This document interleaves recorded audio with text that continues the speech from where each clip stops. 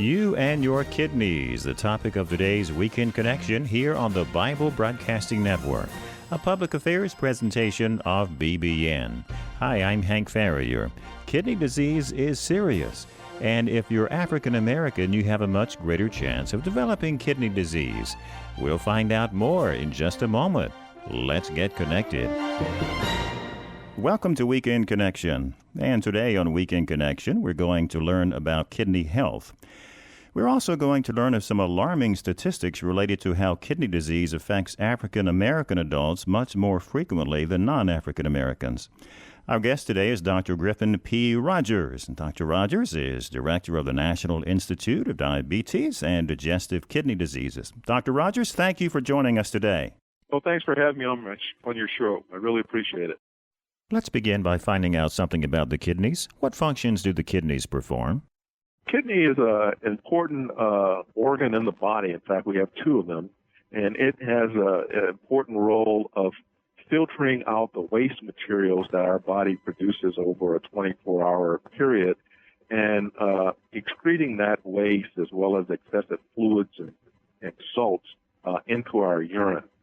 The kidney can be damaged by diseases like diabetes and high blood pressure, and as a result of those damages that occur, over time the filtering ability is lost, and that might lead ultimately to symptoms. In the extreme, chronic kidney disease can progress to end-stage kidney disease, in which case people require either dialysis or a kidney transplant to maintain life. Can we live without one or both of our kidneys? You can live without one kidney if you're otherwise normal, and this is the reason that someone can donate a kidney to a family member or to a relative or to, even a non-family member, a living donor. Because in fact, even though you have two kidneys, you can function quite well and have 100% kidney function by maintaining just one half of one normal kidney. On the other hand, if one has a chronic condition like diabetes or high blood pressure, which are quite highly prevalent among the African American population, over time those filters can be damaged, and the cumulative result of which can lead to end-stage kidney disease. We're speaking today with Dr. Griffin P Rodgers, director of the National Institute of Diabetes and Digestive Kidney Disease. Dr. Rodgers, I'm reading here that kidney disease affects about 6.2 million African American adults, and that's nearly 1 out of every 6 in the United States. And African American adults experience extremely high rates of kidney failure, about 3.4 times greater than non-African Americans. So my question is, why? Do we have any idea why this propensity is for African Americans to have kidney disease? Well, the two leading diseases that increase your chances of developing kidney disease are diabetes and high blood pressure. Another is heart disease. A family history of kidney failure also makes you very likely to develop kidney disease.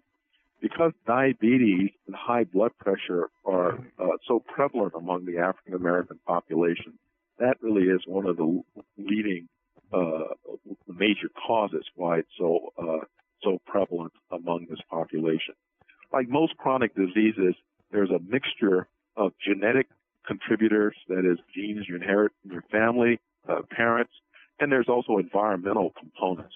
In this case, when I say environment, that means what's around us, but also what we ingest and the kinds of physical activity that we're involved in. And what's really driving the kidney epidemic, if you would, the staggering numbers you just quoted, is really a rise in diabetes that's occurring.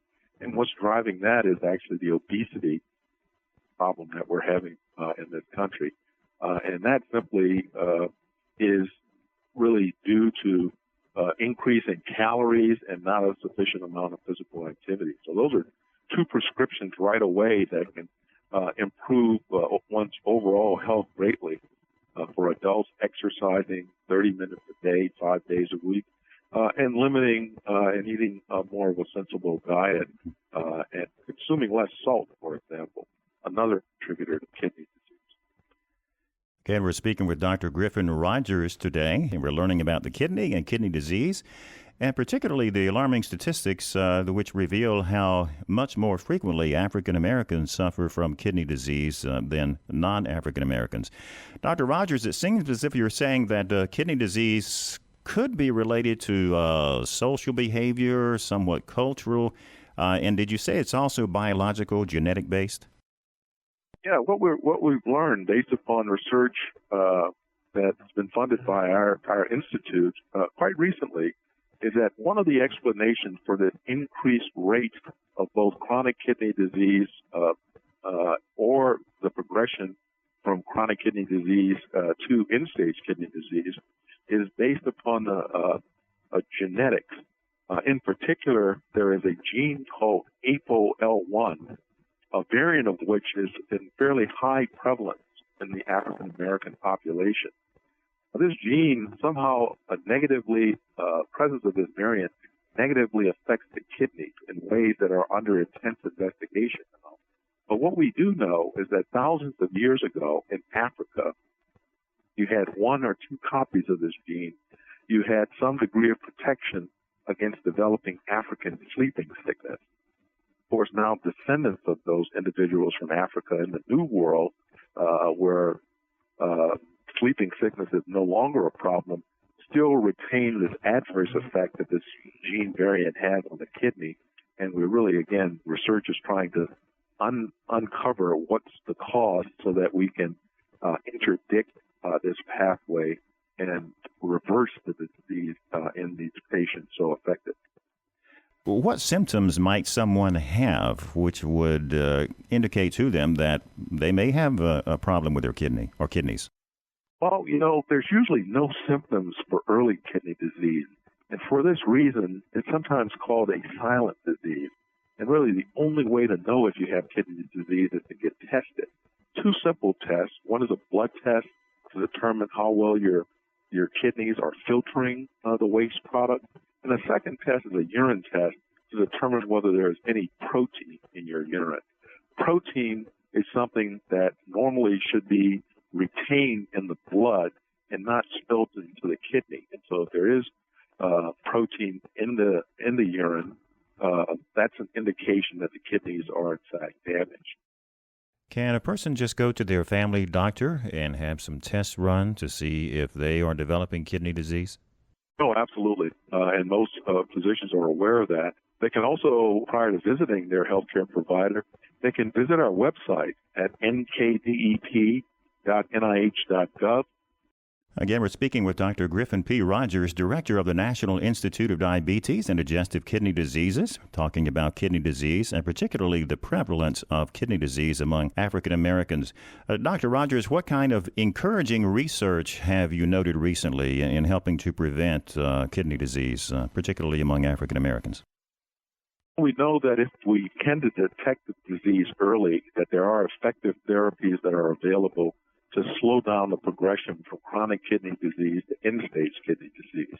We also have encouraging information that if you have diabetes, managing your diabetes, your blood sugar, keeping it under good control can slow the progression, as can maintaining your blood pressure at levels less than 140/90 if you have high blood pressure will also slow the progression. If you're spilling this protein in the urine, there's also good medications that can slow that progression as well. But talk to your healthcare provider about what your goals, what your numbers are, and what your goals should be. And research is beginning to provide us with additional methods for better treatment and better prevention of complications such as kidney disease. So we're very excited about that. Dr. Rodgers, if you will, one more time, give us the website address and any other way that we might find out some more information about kidney disease among African Americans. One more time. Absolutely. For the tech-savvy listeners, they can visit our website, nkdep.nih.gov, or they can actually make the Kidney Connection page on Facebook. Make the Kidney Connection after typing in facebook.com. We also have an event called the Family Reunion Health Guide, because this appears to be another place where people get together and can share useful health information, not only important for them, but also for their loved ones. And we've been speaking with Dr. Griffin P. Rodgers, Director of the National Institute of Diabetes and Digestive Kidney Diseases. Dr. Rodgers, it's been a pleasure. Thank you for talking with us today. Well, it's been a pleasure, and thanks for sharing this important information with your listeners. That's Weekend Connection on BBN. Tune in next Saturday at the same time. Thank you for listening to this feature, a production of BBN, the Bible Broadcasting Network. BBN provides 24-hour Christian programming, great Christian music, and Bible teaching. Listen to BBN by clicking the link in the description.